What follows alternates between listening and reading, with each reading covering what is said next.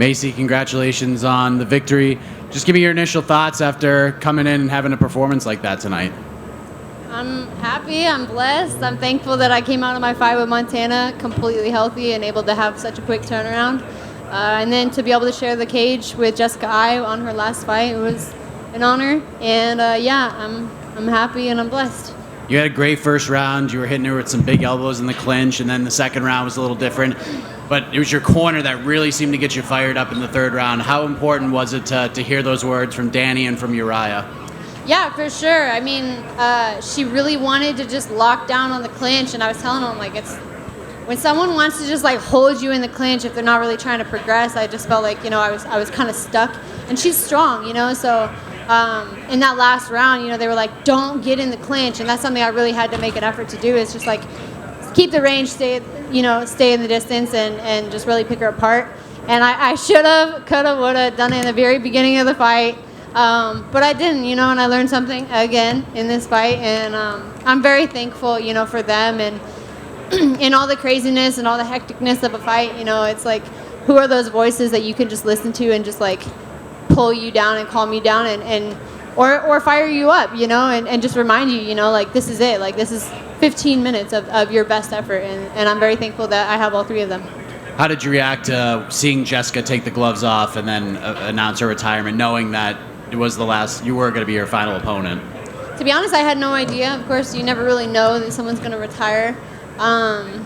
There's always, I wasn't really focused on her, like, in terms of, like, where her career was going to go, in the beginning. I wanted to talk some crap and say some stuff like that, but now that I see it, I'm glad that I didn't say anything, because, that's a real thing, and it's something that's, it's worthy of respect. She's done a lot in this sport, especially for women's MMA, and she's someone that I've always looked up to. I know that sounds like, you look up to a fighter in your own division, but I do, because she's just genuinely a nice person, and I've had conversations with her before, and we've always talked over, over Instagram, texting, whatever, and I have a lot of respect for her. So again, it was an honor to share the cage with her.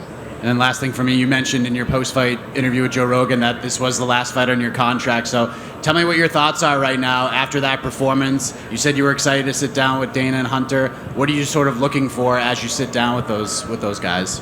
Yeah, for sure. I mean, that was the last fight on my deal, and right now, I was ranked like number 13 going into this, so I want to sit down and I want to talk to them, and I want to really game plan out, where my contract is at and how we're going to chase the title, because I'm not that far away from chasing it, and I'm working and improving in that. So, I'm excited to see where this career goes, and who knows? Maybe somebody else reaches out, but honestly, I'm really excited to stay with UFC. I mean, I'm 24, and that's my home. No matter what, that is where I want to be. Maycee, was there anything about Jessica that surprised you tonight in the cage? No, I mean, she's, like I said, she's a legend in the sport. I mean, she's got over 20-something fights, so she's always going to be well-rounded. But to me, the only thing that really, like, surprised me was the fact that, like, she was really locked down, on the clinch, and when she took me down, I wanted to, like, wait it out, because I didn't want to make a mistake, and just try to get up too crazy or do anything stupid, because I know that she's strong. I know that she's been in there with a lot of people, and so, just wait it out, wait for the opportunity, and then, when the time comes, we'll pick her apart again. How did you have yourself scored going into that third round? Do you feel like she took the second round because of the takedown? Honestly, I didn't really think about that, because I'm just like, who's doing more damage? I don't really get in my head about that. In some of my other fights, when I see Dana in the crowd and I'm like, have a bad round, I've looked at him before and I'm like, I'll fix this, like, don't worry, I'll fix this. But I don't really think about it like, oh, I'm losing, that doesn't cross my mind. If I'm going to fight, and chase the best and be the best, I can't let that come in my mind. So I'm never going to be like, oh, dang, I'm down around, I'm chasing the title, and I'm always going to be positive, In there, it's like, we're not done till we're done, and I'm always going to believe that I'm a champion. A lot of fighters will renegotiate when they have one fight left on their contract. In your case, you decided to just fight out your contract. Was that because of the short notice, or was part of you knowing that if you got a good performance here, that's even more leverage when you go to the negotiating table? To be honest, I think it was a little bit of both between me and, at the time I was talking to Mick. I think it was just, a coincidence. It was a quick turnaround. not really time for like negotiation. I mean, I got the fight offer on Sunday, and it's like, do you want to sit down and talk about a contract? Do you want to sit down and work on beating Jessica Eye, you know? So it really just kind of worked out that way, you know. They did throw an offer out, and I was just like, I feel like, you know, with one more good win, you know, it could be better. And I went out and I did that. So, you know, I'm looking forward to making some more money.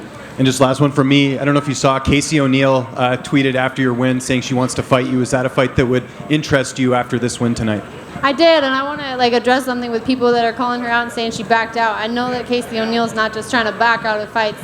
I know that she was coming out to fight Jessica Eye, you know, and she tore her ACL, and that sucks. Like, that freaking sucks. I've been there, done that, and it's terrible. But, you know, I know that she has a road of recovery behind, along with her, and, you know, when she gets back, you know, who knows where she'll be in the rankings, who knows where I will be.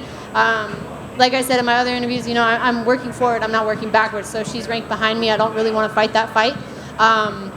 Same thing with Erin Blanchfield. She called me out, and it's like, why would I fight you? Like, you have 2 fights in your fight, you know, or 2 or 3, whatever. Why would I fight you? It makes absolutely 0 sense for me.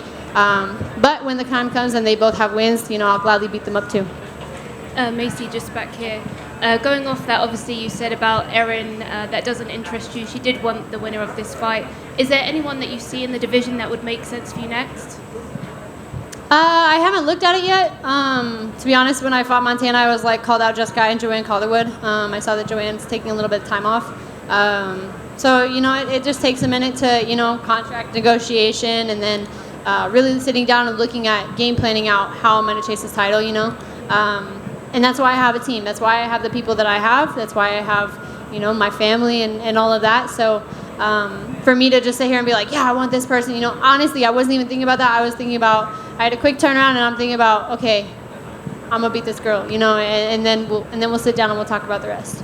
And of course, obviously, you have your eyes on the title. Do you see a clear path to that? Do you know how many? Do you think about maybe how many wins you are away from that? To be honest, when I was chasing the whole youngest UFC champion ever, I was like, oh yeah, I'm just gonna run through all these girls. I'm gonna do this, you know, and I truly believed that I could do that, you know, and life threw something completely different at me, you know. They were like, all right, we're going to tear your knee, we're going to do this, you know, life happens. So for me to say, you know, I want 1 fight and I want to do it, or 2 fights and I want to do it, you know, I really want to become the best fighter that I can be. And I feel like I don't want to rush things. Like, I want to be like, the moment will present itself, you know, like it will happen when it happens. And if it's 1 fight, great, 2 fights, great, you know. I truly believe that I can beat the champion. You know, she's being exposed more and more with every fight that she has.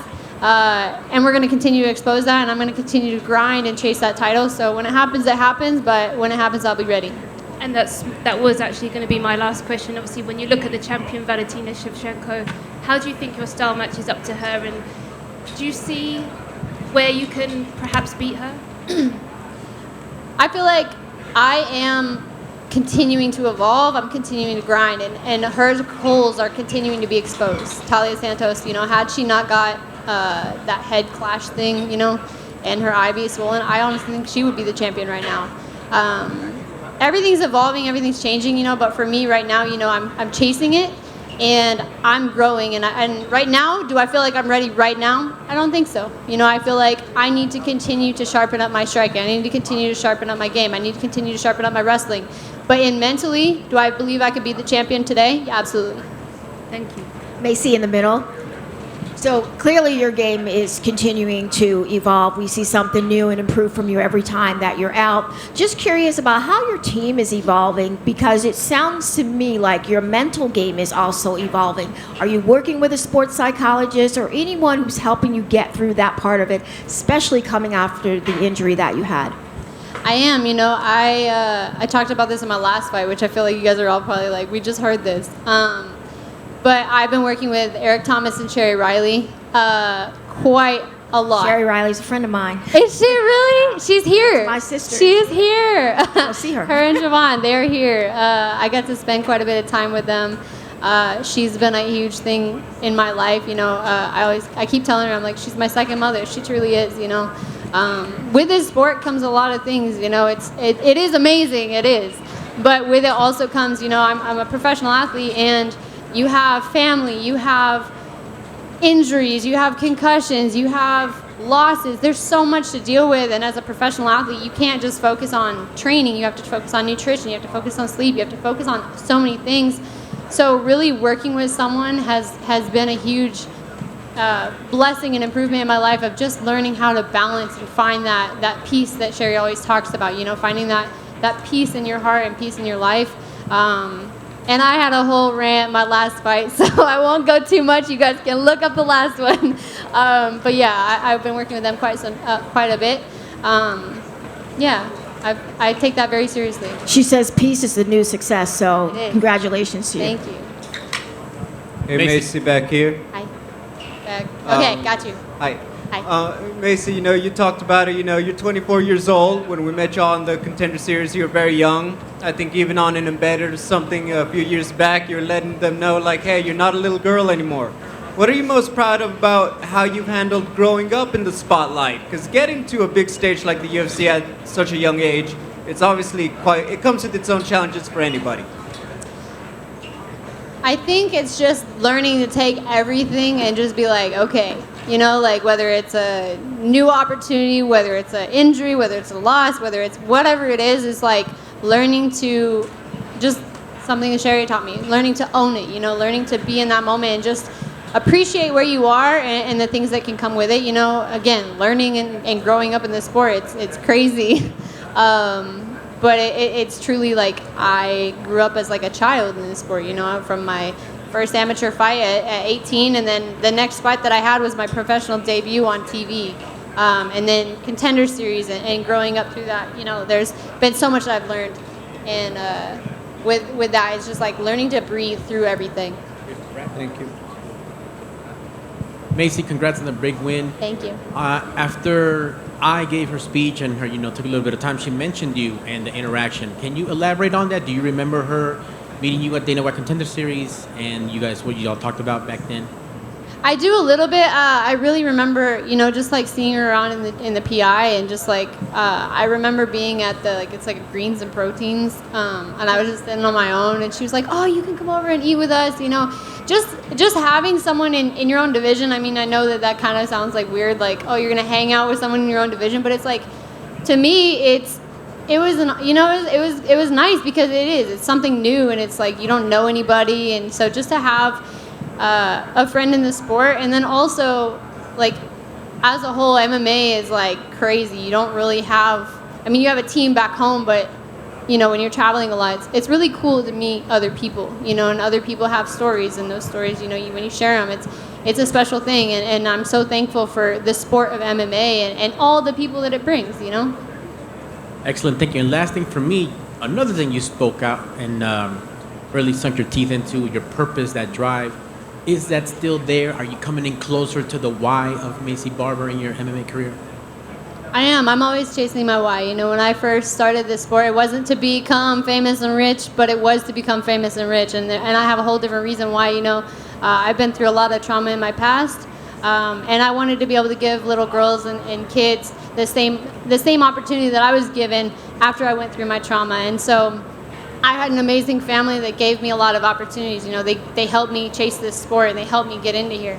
And I want to continue to build that name and build that brand so that I can go back to the young kids that I see go through something similar to what I went through, and be able to help them and give them those opportunities to chase the dreams, whether it's to be an artist, whether it's to be a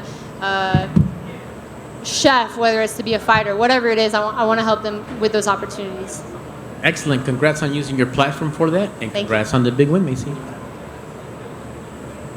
Good? Thank you, guys.